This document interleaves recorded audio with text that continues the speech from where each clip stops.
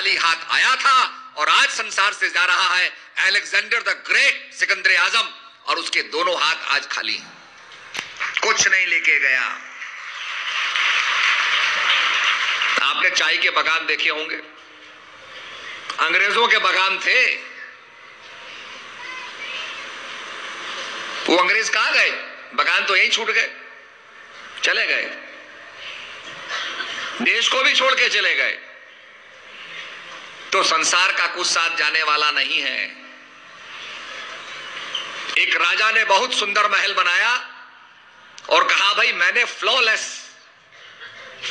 महल बनाया है, संसार का जो सबसे सुंदर सामान है वो मैंने इसमें लगाया है, कोई इसमें गलती बता दे।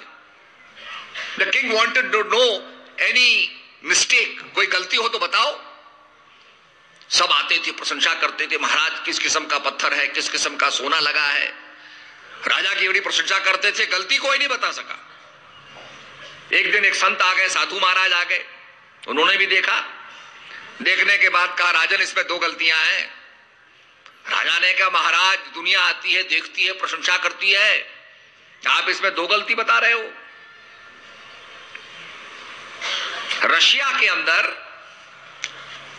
सेंट पीटर्सबर्ग में एक हर्मिटेज नाम का महल है। आप उस महल को देखोगे, उसमें ऐसी ऐसी घड़ियां हैं, आप स्तब्ध हो जाओगे।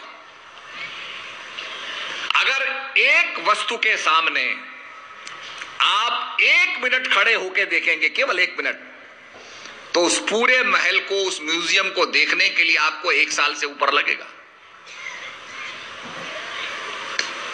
क्या बनाया है? तो ऐसे ही वो महल था। राजा ने कहा कोई गलती बताए, तो साधु महाराज ने कहा 2 गलतियां हैं। राजा ने कहा महाराज सारी दुनिया तो प्रशंसा करती है, आप गलती बता रहे हो। साधु महाराज कहने लगे, वो संत कहने लगे राजन ये बताओ क्या इसमें रहने वाला अमर हो जाएगा? कि नहीं महाराज वो इमॉर्टल नहीं हो सकता, इटर्नल नहीं हो सकता, वो तो संसार से जाएगा। तो बोला जब संसार से जाएगा और क्या यह महल, इसका नाश नहीं होगा? उसने कहा महाराज इसका भी नाश होगा। बोला 2 गलतियां हैं, ना इसमें रहने वाला अमर हो जाएगा और ना यह महल ऐसा ही रहेगा, यह भी एक दिन टूट के खंडर हो जाएगा। तो सज्जनों, बड़े बड़े महलों में लोग रहते थे, आज वो कहां गए? आपने जार का नाम सुना होगा, जो रशिया के राजा लोग थे, और किस स्थिति में वो गए। रेवोल्यूशन के लोगों ने पकड़ करके उनको गोली से भून के मार दिया। आज उनको एक्सह्यूम किया जा रहा है, कहां कहां दफनाया गया, कहां कहां गाड़ा गया, उनके अस्थि पिंजर को निकाल करके और फिर उनको चर्च में लोग स्टैब्लिश कर रहे हैं, रख रहे हैं। तो वो तो साधारण व्यक्ति से भी अति साधारण व्यक्ति की मौत मरे। तो यही राजा का अनुभव था। तो अष्टावक्र कहते हैं ना ये सत्य है ना वो सत्य है। संसार से एक दिन जाना है, और कहा गया जो जस करई तो तस फल चाखा, कर्म प्रधान विश्व रची रखा। भगवान ने, हमारे शास्त्रों ने इस बात को स्टैब्लिश किया है, बताया है। जब प्रभु राम ने बाली को मारा, बाली ने कहा प्रभु आपने छुप करके मुझे मारा है। प्रभु हंसने लगे, कहने लगे कोई बात नहीं बाली, जब द्वापर युग आएगा मैं कृष्ण के रूप में अवतार लूंगा और बाली तू एक भील बन करके मुझे मारेगा। तो भगवान लेटे थे, सो रहे थे, उनका पैर हिला, झाड़ी में पैर हिला, भील ने सोचा यहां कोई हिरन है, उसने तीर चलाया और वो तीर भगवान के तलवे में लगा। उसी कारण भगवान ने अपने शरीर का त्याग किया।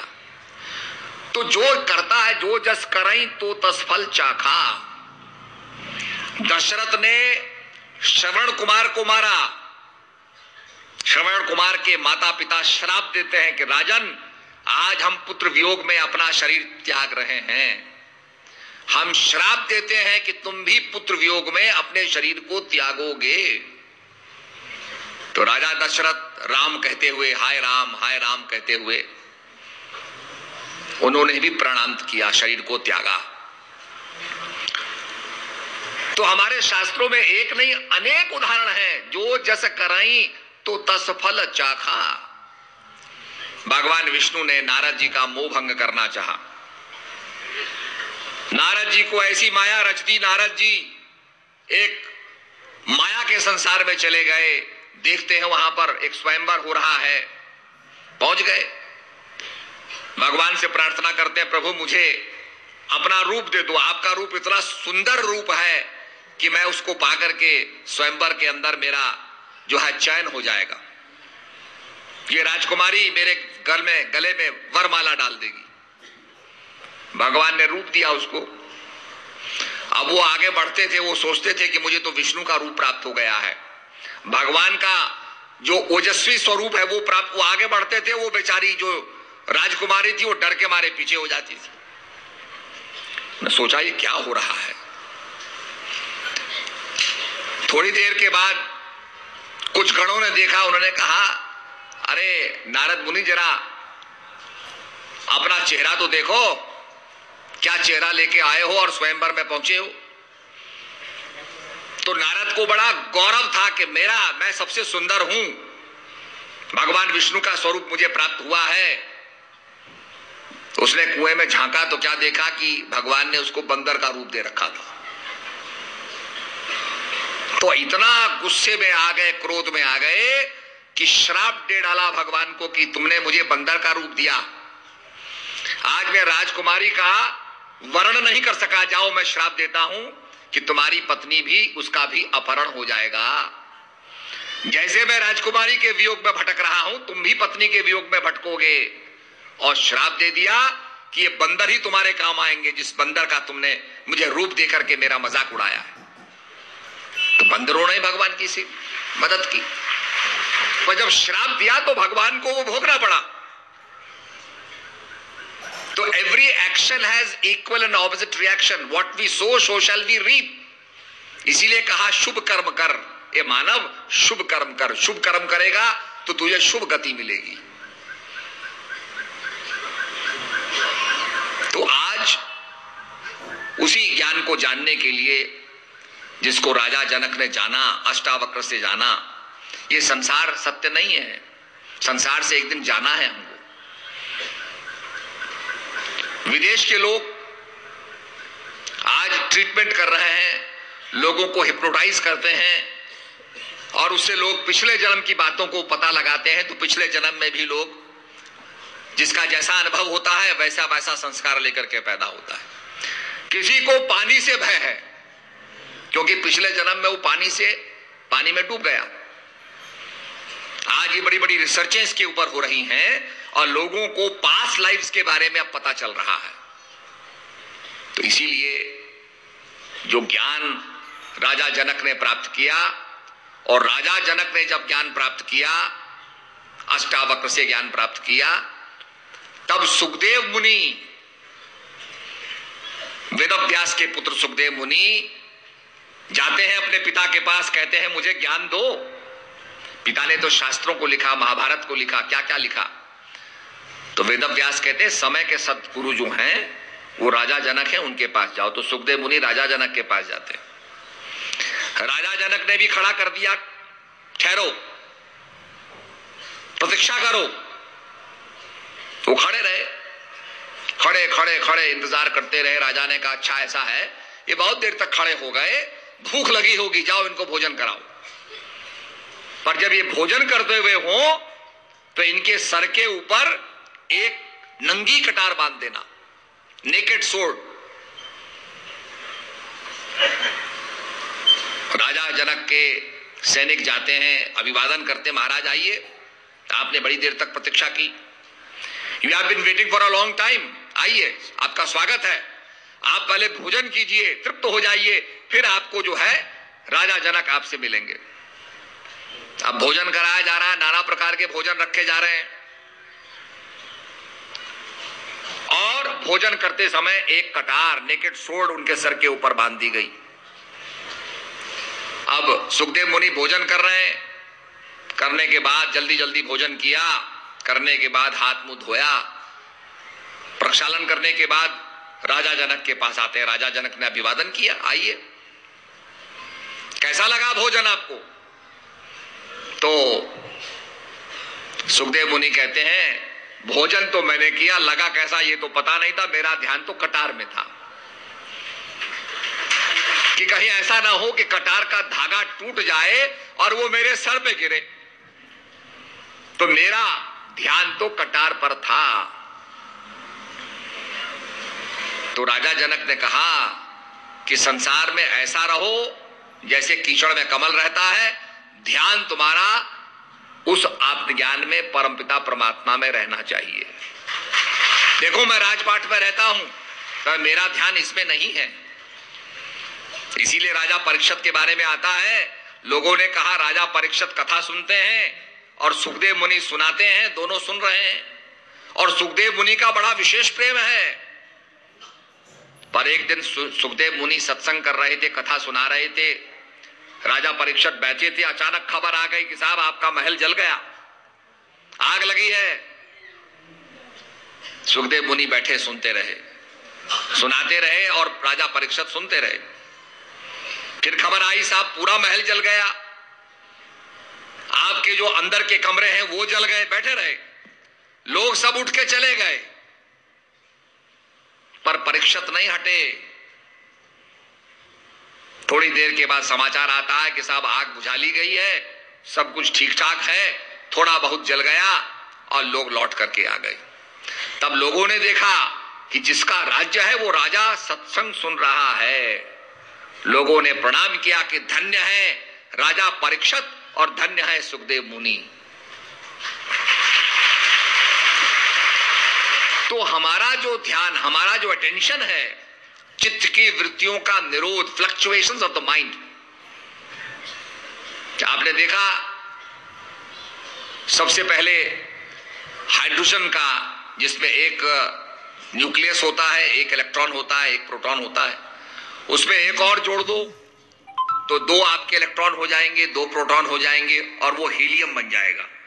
उसमें एक और जोड़ दो तो वो लिथियम हो जाएगा। इसी प्रकार से एक के बाद एक के बाद एक के बाद एक, ये इलेक्ट्रॉन प्रोटॉन का जो भेद है, ये सारे एलिमेंट्स को हमारे सामने रख देता है।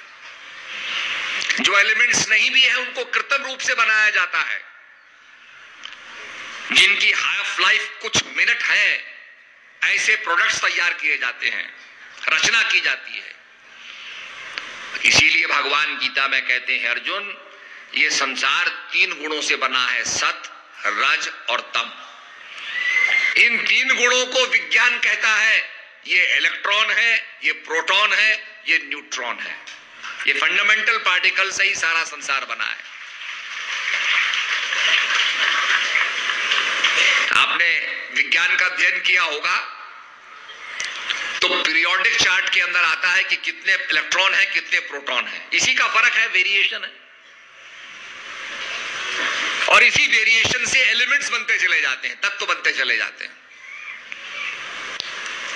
तो कहने का अभिप्राय है, भगवान कहते हैं ये सृष्टि त्रैगुण्यमयी है, 3 गुणों से बनी है, सत रज तम। हे अर्जुन, इन गुणों से परे जो परम तत्व है उसको तू जान। और भगवान से कहते हैं, भगवान कहते हैं गीता में कि मैंने कल्प के आदि में ये ज्ञान वैवस्वान को दिया था, सूर्य को दिया था। साइंस भी यही कहती है कि भाई पहले सूर्य था, सूर्य में बिग बैंग हुआ, बिग बैंग से सारा संसार बनने लगा।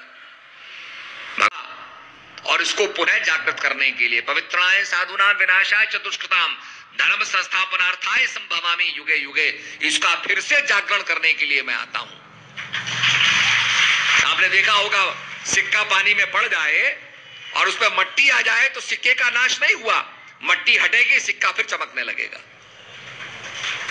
तो ज्ञान का नाश नहीं होता, इस ज्ञान को समझाने के लिए, देने के लिए महापुरुषों का आविर्भाव होता है। अब आपने एक चीज जरूर देखी होगी, कभी आप इंजेक्शन लगाने जाओ तो क्या करता है आदमी? डॉक्टर सबसे पहले स्पिरिट लेता है, जहां इंजेक्शन लगाना है उसको साफ करेगा। पहले जमाने में इंजेक्शन को बॉयल किया, स्टेरलाइज किया जाता था। आजकल पैकेट के अंदर इंजेक्शन आता है, स्टेरलाइज्ड आता है बिल्कुल, उसको छूता भी नहीं आदमी, और वो स्टेरलाइज करके तब इंजेक्शन लगाता है। तो स्टेरलाइज करने का मतलब क्या हुआ कि उसमें माया का रोग ना लग जाए। अगर उसको हाथ से छुओगे, कूड़ा लग जाएगा, तो आपका जो है वो इंजेक्शन सक्सेसफुल नहीं होगा। इंजेक्शन तभी सक्सेसफुल होगा जब स्टेरलाइजेशन होगा, परफेक्ट स्टेरलाइजेशन होगा। इसी प्रकार से ज्ञान देने के अंदर उसको माया से स्टेरलाइज करना पड़ता है, उसको पवित्र रखना पड़ता है। तो पवित्र स्पिरिट से ही ज्ञान जो है वो व्यक्ति का हित करता है, लाभ करता है। अगर छल कपट से उसको दोगे तो उसका कोई लाभ नहीं मिलेगा। आपने देखा राहु का, केतु ने छल कपट से अमृत को पी लिया, क्या हुआ उसका? एक राहु बन गया, एक केतु बन गया। जब जब ग्रहण लगता है कहते हैं राहु आ गया, केतु आ गया, खाने आ गया सूरज को। तो छल कपट से राहु केतु बन सकते हो, प्रकाश देने वाले स्तंभ नहीं बन सकते, प्रकाश का हास करने वाले बन सकते हो। राहु केतु तो प्रकाश का हास करता है।